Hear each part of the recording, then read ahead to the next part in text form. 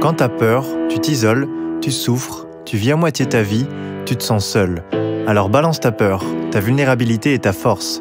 Pour ce nouvel épisode du podcast, j'ai donné la parole à une femme inspirante qui, à travers son histoire, parle à toutes les femmes en regard de tous les hommes. Elle nous apprend qu'il est possible de se relever seul d'un drame, même loin de son pays, et comment l'écoute, la patience et le courage peuvent faire évoluer nos réflexions sur des thèmes comme MeToo et le féminisme. Donc, ce qui s'est passé, c'est que j'étais partie au Pérou pour faire mon stage de fin d'études. Donc, j'étais partie pour 6 mois là-bas. Première fois que j'allais partir aussi loin, toute seule. Et donc, je travaillais dans une petite entreprise où je me suis liée d'amitié avec un de mes collègues qui avait vraiment plus le rôle de me protéger, me faire découvrir la vie là-bas. Parce que je connaissais personne et que c'est toujours compliqué de travailler dans une autre langue, dans un autre contexte. Et donc voilà, c'est au bout de 1-2 mois, ça nous arrivait de sortir. Il me faisait visiter un petit peu le pays. Et une fois, tout simplement, on était sortis boire un coup un peu tard. Et puis du coup, je l'ai hébergé pour pas qu'il ait à traverser toute la ville. Ce qui me semblait... Elle m'avait dit tu m'héberges. Je me disais c'est vrai que je vais pas lui dire de traverser toute la ville à cette heure-là. Donc je suis dit ok, c'est pas grave, je vais t'héberger. Et donc on va pour se coucher. Moi j'avais qu'un lit puisque c'était un petit logement, mais j'étais vraiment dans une logique de confiance en fait.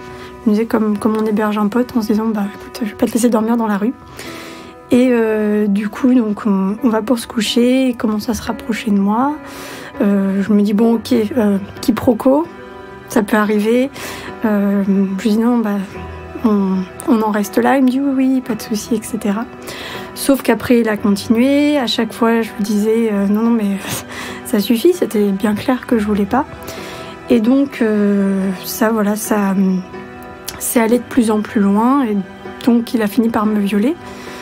Et c'est vraiment, ça a duré, ça s'est vraiment étalé dans le temps en fait, ça a duré vraiment toute la nuit. À chaque fois, quand j'arrivais à le repousser, il me disait ok c'est bon, j'arrête, je vais te laisser. Et il recommençait à chaque fois jusqu'au lendemain matin. Et donc moi, pendant tout ce moment-là, j'étais dans un état d'esprit très particulier. C'est-à-dire que je réalisais totalement pas. J'avais tout ce qui tournait dans ma tête, c'était je suis trop bête de lui avoir fait confiance. J'arrivais pas à penser à autre chose et je me disais waouh, ok, il y a quelque chose d'irréversible qui est en train de se passer et je peux rien faire en fait pour empêcher ça. Et après donc il est parti le lendemain matin et je me suis retrouvée vraiment en fait c'était fini. Mais je savais que c'était pas fini.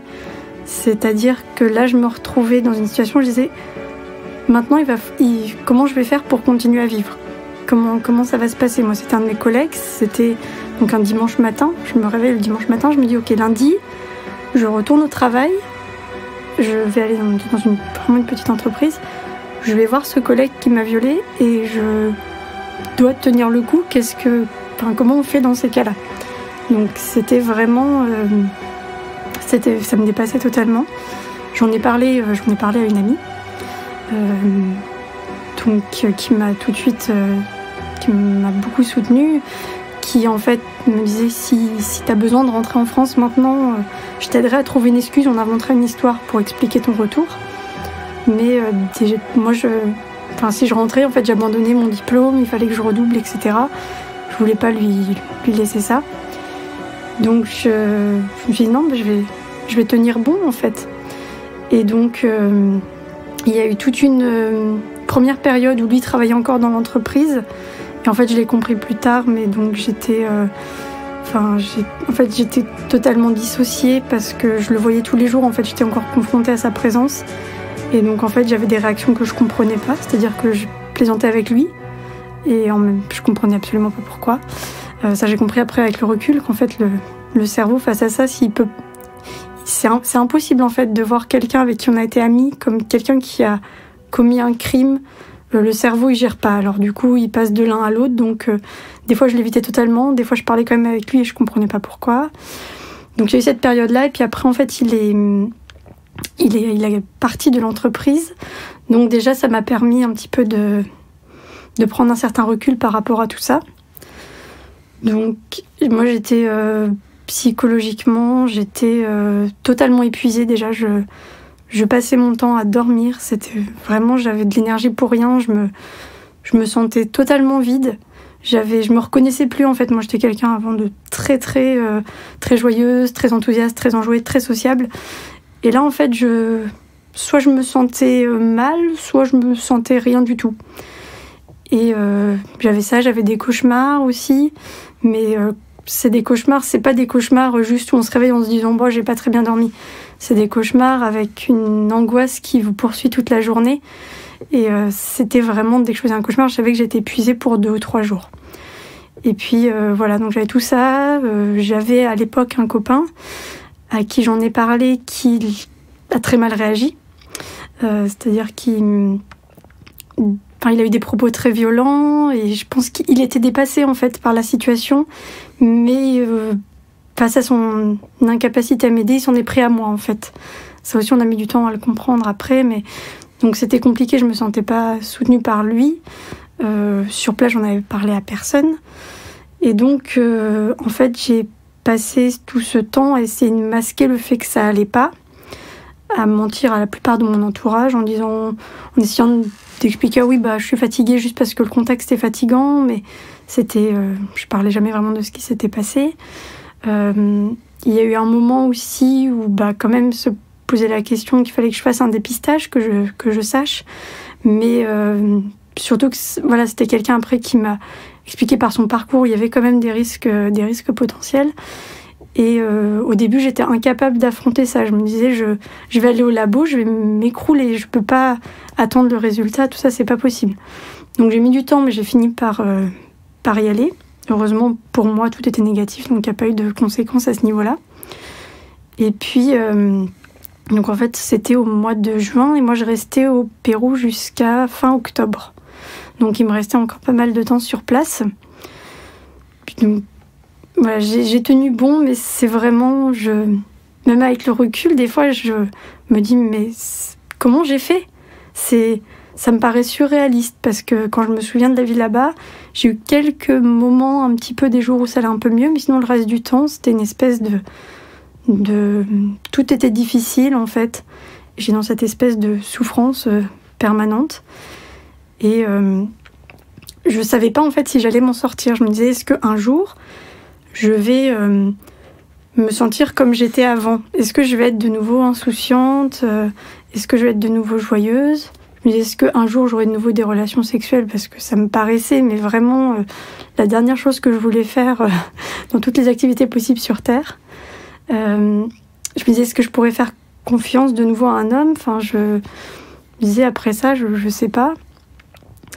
Et donc, finalement, on est quand même arrivé à la fin du voyage. Mon copain de l'époque m'avait rejoint sur place, on a un peu voyagé dans le pays, puis je suis rentrée en France, et donc j'étais déjà très soulagée parce que j'étais plus dans le même contexte. Je savais que maintenant il y avait un océan entre lui et moi, et que vraiment j'allais plus entendre tous les jours la langue dans laquelle lui il me parlait. J'allais plus voir des gens qui lui ressemblaient tout le temps dans la rue. Vraiment, il y avait cette distance, retrouver un peu mes proches, mon cocon. Donc voilà, j'étais soulagée de rentrer. Mais c'est pas pour autant que ça allait mieux. Parce qu'en fait, même rentrer chez moi, j'avais quand même toujours de la fatigue, toujours des cauchemars. Il y avait pas grand monde quand même dans mon entourage qui était au courant. J'avais l'impression que les gens voyaient bien qu'il y avait quelque chose qui clochait, mais sans trop savoir quoi. Et ça a duré quand même un moment. Je me suis séparée de mon copain de l'époque parce que son manque de soutien continuait et qu'en fait, ça rajoutait beaucoup à ma souffrance psychologique. Donc quand je l'ai quitté déjà, ça allait un peu mieux. Et puis, j'ai rencontré quelqu'un d'autre. Et à un moment, s'est posé la question qu'ils viennent... parce qu'on s'était rencontrés en fait par le travail, mais la question s'est posée qu'ils viennent chez moi. Et donc là, j'ai j'étais à la fois, j'en avais envie, à la fois j'étais terrorisée. Je me disais, mais c'est comme ça que ça s'est passé l'autre fois. J'ai fait confiance à quelqu'un. En plus, contexte, c'était aussi un collègue. Mais un collègue moins proche, mais quand même. Et voilà, cette question de faire confiance était très compliquée. Du coup, j'ai fait une sorte d'entre-deux, c'est-à-dire que je lui ai dit, sans lui dire pourquoi, mais je lui ai dit, c'est compliqué pour moi de faire confiance à quelqu'un, donc je veux que tu saches que tu vas pouvoir venir, mais t'attends pas à quelque chose. Et donc il est venu, et puis finalement on s'est rapprochés. Donc à un moment j'ai fini par lui expliquer, il a très bien réagi. Ça m'a prouvé aussi qu'en effet on pouvait bien réagir à ce genre de choses. C'était quelque chose avec lequel on pouvait... En fait, ce qui se passait avec mon ex, c'est qu'il m'a donné l'impression que de toute façon personne ne pourrait m'aimer parce que c'est trop lourd à porter. Personne ne voudra s'embêter avec ça. Et là j'en ai parlé à quelqu'un, et même s'il comprenait pas tout, il a mis du temps aussi à comprendre certaines choses, mais j'ai l'impression qu'il m'a dit ok,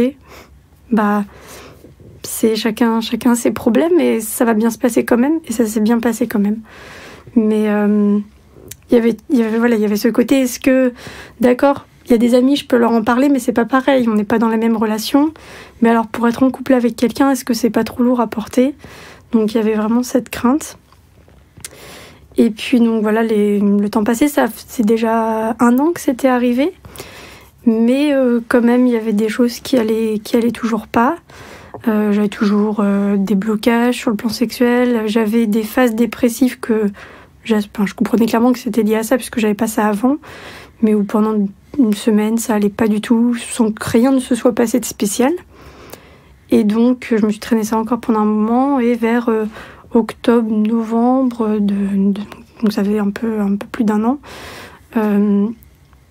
Moi, j'avais pensé en rentrant en France voir un psy ou une psy, mais en fait, j'avais trop peur de mal tomber. Je me suis dit, si je tombe sur quelqu'un qui comprend pas, qui essaie de me culpabiliser, je vais régresser. En fait, tous les efforts que j'ai faits pour aller mieux, ils vont s'annuler. Donc, il faut que je tombe sur quelqu'un de bien, et j'arrivais pas à passer le pas. Et finalement, donc ça fait déjà 1 an que j'étais rentrée en France, ça allait toujours pas bien, et un jour où j'étais vraiment en détresse, mon copain avait déjà pris des renseignements pour moi, donc j'ai appelé le centre médico-psychologique de ma ville, et j'ai dit j'ai été violée il y a 1 an et demi, ça va pas bien, il faut que je voie quelqu'un. Et donc j'ai eu de la chance de tomber sur des professionnels qui étaient vraiment compétents et à l'écoute. Et en fait, on a fait très peu de rendez-vous parce que, bizarrement, c'est aussi le moment où ça a commencé à vraiment aller mieux. Donc, quand on a parlé, elle m'a aidée à comprendre certaines choses, mais en fait, toutes les deux, on en a conclu que j'avais déjà fait le plus dur, que j'avais déjà fait du chemin. Elle m'a parlé de mettre en place certaines choses que j'avais déjà mis en place, comme le fait de méditer. En fait, c'était déjà quelque chose que j'avais fait assez rapidement. Et c'est plus, ce que ça m'a apporté, c'est des explications sur le fonctionnement. Par exemple, le fait que la progression n'est pas linéaire, c'est-à-dire que ça peut aller mieux, et puis ça allait mieux pendant 1 mois, puis d'un seul coup ça va de nouveau pas bien. Et au début c'est très compliqué à gérer, parce qu'on se dit ok, donc je vais jamais m'en sortir en fait, alors que ça fait partie de la progression. Et elle m'a expliqué aussi que c'est normal. Ça va pas bien quand je suis dans une période où je suis fatiguée, où je suis stressée, parce que on n'a plus l'énergie de refouler tout ça, et donc ça revient.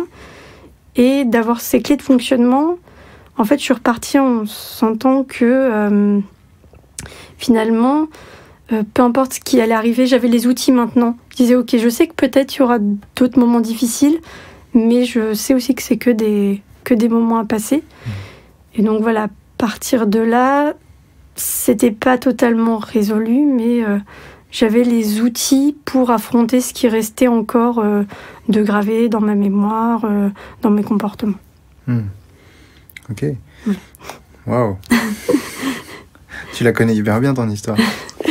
Oui, finalement. C'est vrai que d'avoir écrit un peu des témoignages, et puis quand je suis allée au centre médico-psychologique, j'ai d'abord rencontré une infirmière qui m'a dit raconte-moi. Ouais. Puis après je suis allée voir la psy, elle m'a dit raconte-moi. Ouais. Et du coup, puis je l'ai raconté à des proches aussi. Donc finalement, en fait, c'est pas la première fois que je raconte tout ça. Ouais. À tes parents aussi, tu en as parlé ? Non. En fait, au début, j'étais loin. Je me disais, ça va être compliqué. Et je l'ai toujours pas fait parce que justement, j'étais pas sûre qu'il réagirait bien. Ma mère a déjà eu des propos devant moi du type en même temps habillée comme ça, c'est normal qu'elle risque de se faire violer. Donc bon, voilà. Et puis oui, enfin, en fait, j'étais pas sûre qu'ils encaissent.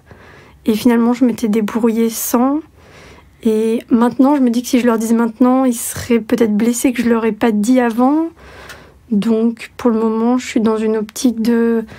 ils n'ont pas besoin de savoir. Et puis maintenant que ça va mieux, je n'ai plus l'impression de leur cacher quelque chose puisque ça fait plus partie de mon présent. Donc, finalement, je leur en ai pas parlé. Et si tu avais une baguette magique, tu le ferais ou pas ? Non, je pense pas. Parce que c'est bizarre, parce que c'est moi l'enfant et c'est eux les parents. Mais je suis pas sûre que psychologiquement ils encaissent, alors que je sais que moi j'ai encaissé et que j'en ai parlé à des gens qui, eux, ont encaissé. Ou pas d'ailleurs, il y en a qui ne s'est pas bien passé. Mais voilà, je préfère, je me dis, vaut mieux... J'ai une équipe sur laquelle compter, dont je fais partie. Et ça a marché comme ça, donc c'était pas la peine de leur en parler. Tu me parlais d'une phrase justement que ta mère te disait, j'imagine qu'il y en a eu d'autres. Ça a eu quoi comme impact sur toi, ces genres de phrases qu'on appelle des injonctions ? C'est compliqué. Sur ta féminité, sur toi, sur tout ça, quoi. En fait, alors déjà, moi quand c'est arrivé, j'ai la chance que je baignais déjà un peu dans tout ce milieu féministe. Ça m'a aidé à pas culpabiliser, même si on a beau être éduqué à ça, il reste une culpabilité de j'ai fait confiance à la mauvaise personne, alors que bon, faire confiance c'est pas un crime a priori. Et puis après ça a été compliqué parce qu'en fait la période justement où je suis allée voir la psy, c'était en plein dans MeToo, l'affaire Weinstein. Donc on parlait de ça tous les jours et c'était vraiment d'entendre des gens faire des blagues là-dessus, de se plaindre de quelque chose et dire moi je vais lancer un hashtag MeToo. Quand t'es à côté, c'est compliqué. J'ai eu des soucis aussi avec un collègue qui avait des propos assez problématiques sur les femmes et qui comprenait pas. Je lui disais mais arrête de dire ça devant moi, et il comprenait pas, il voulait pas arrêter. Donc en fait il y a plein de choses comme ça qui sont une sorte de violence répétée. Et moi en fait ce que j'ai fait, c'est-à-dire que clairement il y a des périodes où je m'intéresse à ces sujets et il y a des périodes où je me coupe de ces sujets. Dès que ça parle de viol, dès que ça parle d'agression, j'éteins, je coupe parce que je peux pas encaisser ça tout le temps. Et donc, ce que j'ai appris aussi avec tout ça, c'est à me protéger, à comprendre qu'il y a un moment, il faut savoir s'écouter et mettre des limites. T'avais quoi comme peur avant que ça arrive ? Dans la vie en général, qu'est-ce que j'avais ? Quand je suis partie au Pérou, j'avais assez peur en fait de partir. J'ai peur de pas me débrouiller, j'ai peur d'être seule. J'avais pas mal peur d'être seule et paradoxalement, c'est là que j'ai été le plus seule. Mais je pensais pas que ce serait à ce point. Et je veux dire, dans le pays en général. Oui, en fait, j'avais peur d'être seule dans le pays. Finalement, je me suis retrouvée Je me suis retrouvée seule avec, en plus, la souffrance psychologique.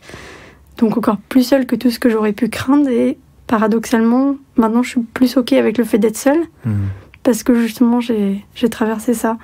Mais oui, c'était la peur par rapport à ça. J'avais peur aussi parce que j'étais très heureuse avant de partir. J'étais vraiment dans une phase... donc j'avais peur d'un drame, en fait. D'accord. J'avais peur de mourir ou que mon copain de l'époque meure. Ou j'avais vraiment... En partant là-bas, j'avais vraiment peur que quelque chose arrive. Suite à cette décision de partir au Pérou. Ouais, même en général, en fait, je me disais, waouh, je suis bien en ce moment, ce serait vraiment dur que quelque chose arrive. Et justement, c'est ce qui est arrivé. Et en fait, même dans la période... qui a suivi quand j'allais pas bien, j'avais très peur que quelque chose d'autre arrive et que ce soit trop. C'est parce qu'en fait, je sentais que j'étais au maximum de ce que je pouvais supporter. Alors, j'allais mal, je tenais le coup, mais je me disais, imaginons... D'ailleurs, c'est arrivé puisque j'ai perdu un proche à ce moment-là, mais je me disais, imaginons qu'il arrive quelque chose de très grave. Tu veux dire après ? Ouais, après. Je me disais, si ça se cumule, là, je vais pas tenir. Ouais. Et donc, j'avais cette peur aussi que quelque chose d'autre de grave arrive. Alors que maintenant que ça va mieux, j'ai confiance en fait. Je me dis, ça va forcément arriver, mais je suis déjà passée par là. Je pourrais affronter d'autres choses. Et sur place au Pérou, alors du coup, à partir de cet événement, dans les moments difficiles, comment tu as traversé ça ? Parce que tu n'avais pas toutes les clés d'aujourd'hui. Ouais, j'avais pas toutes les clés. Il y a bien un truc qui t'a aidé ou quelque chose qui t'a servi ou... Je pense que déjà, au fond de moi, j'avais envie de m'en sortir. C'est-à-dire, je sais qu'il y a des moments où ça allait très mal. Je me revois à un moment en particulier où je me disais, j'avais peur que ça devienne trop et d'en arriver à me suicider, par exemple, mais j'avais peur de ça. Je me disais, j'ai peur de ne pas tenir le coup, mais je veux vraiment tenir le coup. Donc déjà, je pense que j'avais cette volonté de vivre, en fait, et de un jour redevenir comme j'étais avant. Et après, ce que j'avais, c'est du soutien de proches. J'ai aussi beaucoup utilisé Internet pour parler avec des gens qui vivaient la même chose. Et donc, on s'envoyait des longs messages. C'était les seules personnes avec qui vraiment je pouvais être 100% honnête. Parce qu'avec les autres, j'avais peur des fois que pour mes proches, ça leur fasse trop de mal, de rentrer dans les détails de ce que je ressentais, des cauchemars que j'avais faits, parce que je me disais, waouh, c'est trop horrible en fait. Si je leur dis ça, c'est trop lourd. Moi, si quelqu'un venait me dire ça, je sais pas si j'arriverais à répondre. Alors que là, avec des personnes qui vivaient la même chose, on pouvait tous dire. Donc ça m'a beaucoup aidée. C'est des personnes que je connais pas dans la vraie vie, mais qui m'ont aidée à tenir bon. Et puis, c'était beaucoup dormir. C'est-à-dire, beaucoup en fait être à l'écoute. Je suis fatiguée, je vais dormir. Tant pis si je dors 12 heures toutes les nuits, mais c'est ce qu'il me faut. Et non, c'était vraiment tenir bon. Et je crois que c'est ce qui se passe quand on tient bon dans une épreuve. C'est après on regarde et on se dit, waouh, comment j'ai fait ?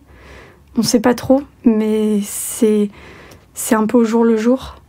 Et j'ai essayé dans les périodes... En fait, c'est impressionnant parce que j'ai refeuilleté un petit peu, parce que j'écris beaucoup quand ça va pas, et j'ai refeuilleté en fait ce que j'ai écrit, mais juste après, dans les jours qui suivent, et c'est impressionnant parce que j'ai écrit des choses comme je vais m'en sortir, je veux pas que ça me gâche la vie. Je me disais waouh, quand je repense à l'état psychologique dans lequel j'étais, d'avoir réussi à écrire ça, je disais waouh, c'est moi qui ai écrit ça, c'est impressionnant. Et donc en fait, ton instinct de survie qui est encore plus fort que tout. C'est ça. Et en fait, moi je suis beaucoup dès qu'il y avait un jour où ça allait bien, je notais ce qui faisait qui allait bien. Dès qu'il y avait un jour positif, c'était bon, voilà, cette semaine, j'ai vraiment été épuisée tout le temps, mais aujourd'hui, j'ai réussi à faire ça, où j'ai rencontré des gens, parce que je rencontre un peu des fois des étrangers qui passaient dans la ville. On se visiter, boire un café. Donc c'était, aujourd'hui, j'ai réussi à faire ça, et ça, je continue à le faire, c'est noter en fait le positif.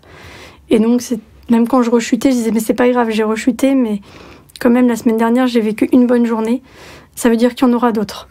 Et chaque fois qu'il y a un truc bien, ça veut dire que c'est pas mort, en fait. On peut encore, peut encore faire des choses. Il y a une forme de gratitude, de reconnaissance, d'espoir pour la moindre petite parcelle de lumière qu'il y aurait dans ta journée ou dans ta semaine ou dans ton mois, tu t'en rappelles, quoi. C'est ça, et ça sert. Et tu te dis, si ça peut être comme ça, peut-être que ça peut revenir aussi. C'est ça. Et puis voilà, c'est plus fréquent. Et puis vraiment... Les premiers moments où je me suis ressentie un peu moi-même, des moments où je retrouvais de l'énergie, où je suis un petit peu hyperactive, j'aime bien passer d'un truc à l'autre, me dire ah oui, puis après je vais faire ça. Et en fait, quand j'ai commencé à ressentir ça de nouveau, à passer une journée vraiment dynamique, je me suis dit ça y est, j'existe encore, je suis encore moi-même. Ou de pouvoir discuter avec des gens, de les faire rire, de plaisanter. Je dis ah oui, c'est bon, l'humour, il est toujours là. Et c'était vraiment et ça vraiment, chaque fois que j'avais ça, j'en profitais, je le gardais en moi, je disais ok, c'est bon, on a la preuve que j'existe toujours et que ça va mettre du temps à revenir, mais ça peut revenir. Ok. Et de voir cet homme tous les jours, du coup, au boulot, c'était très compliqué. Et lui, comment il est ? Enfin, je veux dire... En fait, lui, il était très manipulateur. Donc, en fait, il faisait la victime devant moi. C'est-à-dire que il allait par exemple parler à mon collègue qui était juste à côté de moi, sans dire que c'était moi, mais il disait « Oh, je suis peinée parce qu'il y a une personne à qui je tenais qui ne veut plus me parler, etc. » Et je savais très bien qu'il parlait de moi. Et donc c'était d'une grande violence psychologique. Des fois, il laissait des petits mots dans ma trousse en disant « Ah, tu veux qu'on aille boire un verre ?» Après, c'était totalement délirant. Et moi, voilà, je voulais pas que les gens comprennent qu'il y avait quelque chose, qu'avant tout le monde savait qu'on était assez proches. Donc c'était très bizarre. Heureusement que ça a duré que 3 semaines parce que des fois je tremblais rien qu'à le voir. Enfin, c'était vraiment très dur en fait à vivre. Et autant tu l'as pas dit à tes parents, mais qu'est-ce qui a fait que tu n'as rien dit là-bas ? Bah alors, il y a pas mal de choses. Déjà, moi, en baignant dans le milieu féministe, je sais déjà à quel point ça peut être compliqué d'en parler en France. Là, c'était une autre culture qui est comme encore plus sexiste qu'en France. Et puis, en fait, déjà au niveau de l'entreprise, je me disais aussi, ils vont se demander pourquoi je lui ai fait confiance, il va peut-être me retomber dessus. Et pour aller plus loin en termes de justice, je me disais, premièrement, j'ai pas de preuves. Et faire un procès dans un autre pays dont on maîtrise pas totalement la langue, tout de suite, je me suis dit, c'est clair, j'aurai jamais de justice. C'est pas possible. Donc, j'ai fait une croix dessus. Mais ce qui est assez fou, c'est que dans le mois qui est suivi, il lui est arrivé un nombre de galères, mais incalculables. Il s'est fait agresser, il s'était moitié cassé le pied, il y a des gens, il devait de l'argent à des gens, enfin bon, plein de choses comme ça. Et d'une certaine façon, ça me réconfortait. Je me disais, karma. C'est vraiment ça. Pas le karma au sens mystique, mais le karma au sens... Ça retourne, quoi. En fait, quand tu fais des actions comme ça, c'est vraiment, tu as des problèmes dans la façon dont tu gères ta vie, et ça te retombe forcément ça se retombe dans la gueule à un moment donné. Ça a été une justice naturelle. C'est ça. Presque. Et même plus loin, après, même... Des fois, ça m'arrive, je pense à sa vie, je me dis, ouais, c'est quelqu'un qui avance pas du tout dans la vie, et c'est ma consolation, je me dis, sa vie... il est en train de continuer sur la même chose et c'est sûrement très nul. Et voilà. Ok. Justement, tu parles de féminisme, tout ça. Est-ce que ça t'a encore plus engagé dans cette cause, on va dire ? De toute façon, c'était déjà une évidence pour moi. Ouais. Donc, c'est surtout un milieu où j'ai trouvé du soutien parce que j'ai trouvé d'autres personnes qui avaient vécu ça. Ouais. Et que voilà, en fait, c'est un peu ambivalent parce que d'un côté, du coup, ça m'implique encore plus et d'un autre côté, ça me touche plus qu'avant. Donc, des fois, voilà ce que je disais, je prends mes distances. J'ai déjà pensé, par exemple, vraiment je me suis dit peut-être que j'ai la sensibilité maintenant et la compréhension pour faire des actions, pour aider d'autres victimes. Mais peut-être plus tard. Pour le moment, c'est trop tôt. Voilà, donc c'est un peu un mélange de... Je suis encore plus impliquée et en même temps, je pense à me protéger parce que c'est des sujets qui sont plus sensibles qu'avant pour moi. Et le plus important, ça m'a un peu appris à être un peu égoïste en fait. Dire, le plus important, c'est quand même que moi, mentalement, ça aille. De toute façon, si moi, ça va pas, je ne servirai à rien pour les autres. Donc le plus important, c'est que ça aille mieux et peut-être que plus tard, j'arriverai à m'impliquer davantage dans ce sujet-là. Pour le moment, voilà, disons que c'est juste en parler avec des proches, mais faire ce podcast d'une certaine façon aussi. C'est ce que j'allais dire, là, je pense qu'il y en a pas mal que ça va... C'est une façon de faire, mais je me dis, pour le moment, je m'arrête là. Par exemple, sur des forums, quand j'ai l'énergie, je vais répondre à des personnes qui ont subi ça aussi, pour les soutenir, mais... Je sais qu'il y a d'autres moments où je leur dis clairement, peut-être que pendant un mois, je ne répondrai pas parce que j'ai besoin de mettre de la distance avec tout ça. Et puis parce que c'est aussi... c'était tellement omniprésent, en fait. C'est ça aussi, c'est que c'est quelque chose auquel on pense tous les jours. Et quand je suis arrivée au stade où déjà je n'y pensais plus tous les jours, c'était déjà un pas énorme. Et du coup, je veux pas que toute ma vie tourne autour de ça. Donc des fois... j'ai un peu envie de dire ok, on oublie tout ça, parce qu'il y a quand même d'autres choses dans la vie, hein. C'est bien beau, mais moi c'est quelque chose que j'ai pas choisi, et je vais plutôt m'occuper des choses dans ma vie que je choisis de faire. Donc ça peut pas, voilà, je le vois pas comme, je veux pas que ça me définisse en fait comme personne. Ok. Par rapport à justement ton rapport aux hommes aujourd'hui, ton rapport à ton corps et tout ça, comment tu vis ça? Alors, pour ce qui est du rapport au corps, donc pendant une bonne période, c'était devenu comme un truc étranger, quoi. Voilà, on était en cohabitation forcée, on va dire. Et en fait, c'est pas un hasard, hein. J'avais déjà un tatouage avant de partir. Et en fait, je suis rentrée en 2 ans, j'en ai fait quand même pas mal. Et ça m'a beaucoup aidé en fait à me réapproprier mon corps, parce que c'était des parties de mon corps du coup que j'avais envie de regarder. C'était des tatouages, certains qui étaient en association aussi, qui avaient une symbolique par rapport à ça. J'en ai aussi fait juste parce qu'il me plaisait, justement ce côté dire bon bah je vais faire ça parce que ça me plaît, parce que de toute façon c'est mon corps et puis ça vous regarde pas. Donc ça m'a permis à la fois de m'affirmer, de dire c'est mon corps, j'en reprends possession, c'est moi qui vais marquer en fait. C'est moi qui vais le marquer. Ouais.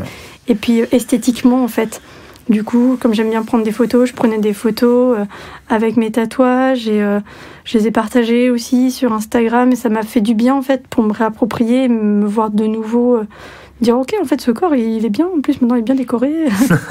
Belle déco. C'est pas mal, c'est pas mal, alors qu'avant je le voyais vraiment comme quelque chose qui ne m'appartenait plus. Et donc voilà, j'ai refait la décoration un peu comme quand on s'installe dans un... T'as changé de... C'est ça. Et du coup ça m'a beaucoup aidé pour mon rapport au corps. Et après mon rapport aux hommes, il y a eu je pense une période où j'étais un peu en colère en fait. Alors déjà il y avait de la méfiance, bon il y a toujours des fois un peu de méfiance, mais c'était... j'étais un peu en colère contre tous les mecs de mon entourage. Et puis même des proches que t'avais déjà... ou que contre les inconnus Non, même des proches, juste des fois de dire mais c'est facile pour vous là. Enfin, c'était un petit peu... c'était pas forcément toujours justifié, mais voilà, j'avais cette colère, et maintenant ça s'est apaisé en fait. Après, c'est toujours compliqué avec certaines personnes. Quand j'entends certains propos, forcément ça me met hors de moi, mais de la part de femmes aussi, hein, clairement. Qu'est-ce qui est facile ? Qu'est-ce qui est facile ? Ça m'intéresse, je suis un homme, donc je veux bien savoir. Comment tu définis ça ? Parce que j'ai dit quoi ? Tu disais que justement, à certains proches hommes, tu disais ouais, mais c'est facile pour vous. Bah en fait, moi j'étais vraiment... après le viol, en fait, même des choses, on va dire entre guillemets, moins graves, rien que quelqu'un qui m'interpellait dans la rue, ça me mettait dans des états pas possibles. Et j'avais l'impression, en fait, qu'on nous laissait jamais tranquilles. Et en fait, c'est quand je racontais des choses à mon copain, qui est pourtant assez sensibilisé à tout ça, mais dire bah voilà, je suis sortie dans la rue, et il y a encore un mec qui m'a interpellée, et de me dire mais c'est fou, quand je vais avec lui, quand je sors, il y a plus personne qui m'interpelle alors qu'on va exactement aux mêmes endroits, que c'est les mêmes personnes. C'est des sentiments d'injustice en fait qui m'énervaient. Et là en fait maintenant que ça va mieux, je me suis intéressée aussi aux injonctions subies par les hommes, et du coup je suis plus maintenant on est dans ce truc s'impose en fait un peu à tout le monde, et tout le monde en souffre d'une certaine façon, donc on va tous se serrer les coudes et on va tous en parler ensemble. Donc je suis moins maintenant dans cette distinction d'un côté les femmes qui seraient victimes et les hommes qui seraient oppresseurs. Non, je suis plus là-dedans. Okay. Mais sur le moment j'étais en colère parce qu'il y avait des situations que je vivais et que les mecs de mon entourage ne vivaient pas.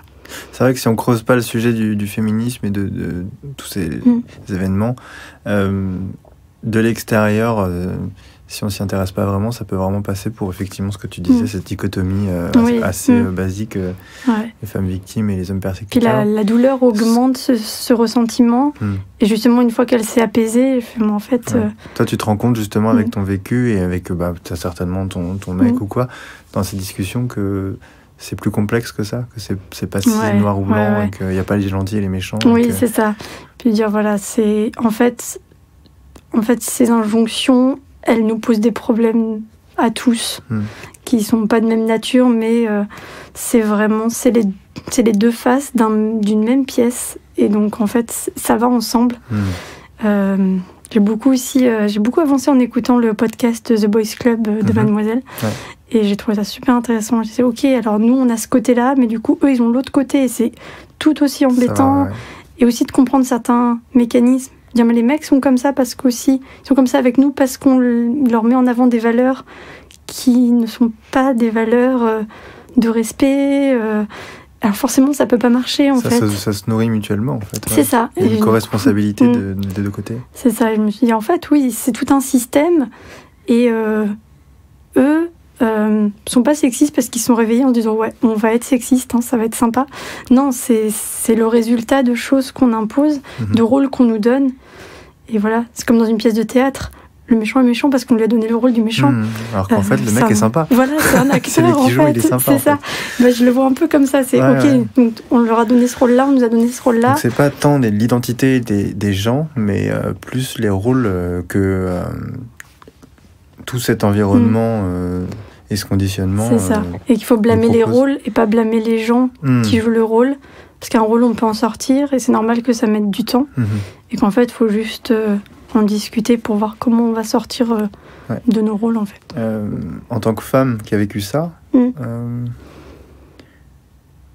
c'est quoi la clé de voûte pour toi, tu vois, si t'en as une, hein, d'ailleurs, mais justement pour dépasser ça, sortir de ce rôle. De l'écoute, je pense, en fait, mais dans les deux sens. Mais dès lors qu'il y a un dialogue, c'est-à-dire que... mais vraiment, vraiment écouter, c'est-à-dire dire vraiment, mais qu'est-ce que tu ressens ? Qu'est-ce qui t'oppresse ? Qu'est-ce que tu subis ? Et moi, avec mon vécu, c'est, je veux dire, les personnes à qui j'ai vraiment pu me confier, peu importe leur genre, c'était, je t'écoute, j'écoute vraiment ce que tu as à dire. Et c'est pas, ah oui, tu me dis ça, oui, mais alors moi j'ai lu que, etc. Non, c'est vraiment, ok, dis-moi quel est ton vécu. Et là déjà, c'est autre chose, hein, c'est une vraie discussion. Ouais, c'est ça, c'est avoir une vraie discussion et pas remettre en cause la parole de l'autre, en fait. Qu'est-ce que tu donnerais comme conseil aux femmes, justement, il y en a plein sur Balance ta peur qui ont partagé, peut-être pas jusqu'au viol, mais en tout cas, ce sentiment-là. Comme conseil pour... qui sont peut-être pas arrivés jusqu'à toi, comme toi, cette espèce de résilience et cette traversée, tu vois, qui sont encore dedans, justement. C'est compliqué, parce que pour se confier à quelqu'un, il faut trouver la bonne personne. Après, souvent, le plus important, c'est déjà de comprendre qu'on n'a rien fait de mal. C'est déjà beaucoup de chemin. Et de savoir que, aussi insupportable que ce soit, le stress post-traumatique, ça peut aller mieux à un moment donné, même si ça met du temps. Et donc la progression, elle est lente, elle est faite de plein de... ce qu'on pourrait voir comme des retours en arrière, qui n'en sont pas forcément. Mais c'est possible de s'en sortir. Je trouve qu'on a beaucoup cette... c'est souvent présenté comme ça, un peu dans la fiction, la femme violée qui est brisée à jamais, mais non, on n'est pas obligé d'être brisé à jamais, ça peut aller mieux. Moi, je sais que j'ai eu de la chance que ça a été relativement rapide. Ça peut prendre plus de temps, mais c'est pas quelque chose d'irréversible, comme toute chose qu'on subit dans la vie, en fait. L'être humain, de façon générale, a une capacité de résilience qui est très importante, et donc...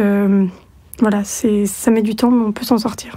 Revenir à son pouvoir, en fait, on oublie souvent qu'on a ce pouvoir-là, de se dire, j'ai vécu ça. C'est ça. Mais en fait, je suis déjà pas obligé de le raconter tout le temps. Et puis de me définir par ça, c'est ce que tu disais tout à l'heure, se définir par son histoire. Ok. Et t'as encore des peurs aujourd'hui ? À tout niveau. À tout niveau. Même par rapport à... pour rester un peu dans le thème, par rapport à ce vécu, c'est vrai que il y a des personnes à qui j'en ai parlé, mais c'est quelque chose que je vais pas aborder avec, je veux dire pas avec des inconnus, bon c'est ce qu'on fait actuellement, mais sinon... Nous ne le connaissons pas. Voilà, mais avec des personnes, on va dire, dans la vraie vie, dans le cours d'une discussion, si le sujet vient sur la table, j'aurais beaucoup trop peur de dire, moi je suis concernée, Ça, pour le moment, c'est pas envisageable. Je me dis peut-être à terme. Okay, donc peur de raconter ton histoire, ouais, d'accord. J'ai peur que les gens me voient différemment, peur que ce soit trop lourd aussi pour eux. Il y a certaines personnes où je me dis, si je leur dis, voilà, ça va être vraiment trop dur pour eux. En fait, ça, ce que j'ai vécu, c'était tellement des peurs, mais alors d'une hauteur comme ça, que ça m'a fait relativiser beaucoup de choses. Ouais. Depuis ce temps-là, c'est vrai que j'arrive pas beaucoup à stresser.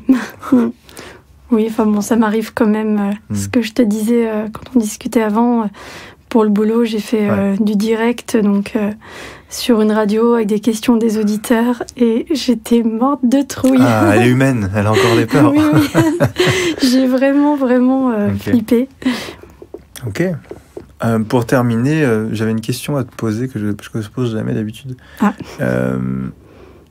Non, mais c'est par rapport à ce que tu me dis. Tu disais tout à l'heure, il y a c'est les deux côtés d'une même pièce, pour parler d'un autre sujet. Admettons que la peur, ce soit un côté. Ce serait quoi de l'autre côté, en fait ? En fait, la peur, je trouve que c'est à la fois un frein, et quand on la dépasse, ça devient moteur. Donc, quand il y a quelque chose qui me fait peur, par exemple, justement, quand je devais aller faire le direct à la radio, j'avais peur, et d'un autre côté, je me disais, mais si je le fais, et si ça se passe bien, je vais être tellement fière de moi, en fait. Et du coup, de l'autre côté, ce serait un côté valorisant, un côté challenge. Et donc, au final, quand il y a une peur, souvent, ça veut dire que si on la dépasse, on va vraiment faire un grand pas. On va vraiment progresser. Donc, c'est un peu un indicateur qui nous dit, ah, là, il y a quelque chose. C'est aussi une façon de savoir ce qui est important pour soi. Et si on a peur, c'est qu'on a vraiment envie de réussir. On a vraiment envie que ça se passe bien. Ouais. Donc, maintenant, je le vois un peu comme ça. Il y a une peur. Ouais, c'est qu'on a le potentiel de faire quelque chose de bien. C'est un peu le cas aussi avec ce podcast. Ouais. Je me disais, voilà, je sais pas comment ça va se passer. Ouais. Je me disais, mais aussi, c'est une occasion de faire passer un message que j'ai envie de faire passer depuis un moment. Donc, c'est l'indicateur que quelque chose d'important peut arriver, en fait. Une grande envie, un grand projet, un grand potentiel. Ouais, le potentiel. Je pense que c'est la peur et le potentiel de l'autre côté. Ok. Ouais, merci.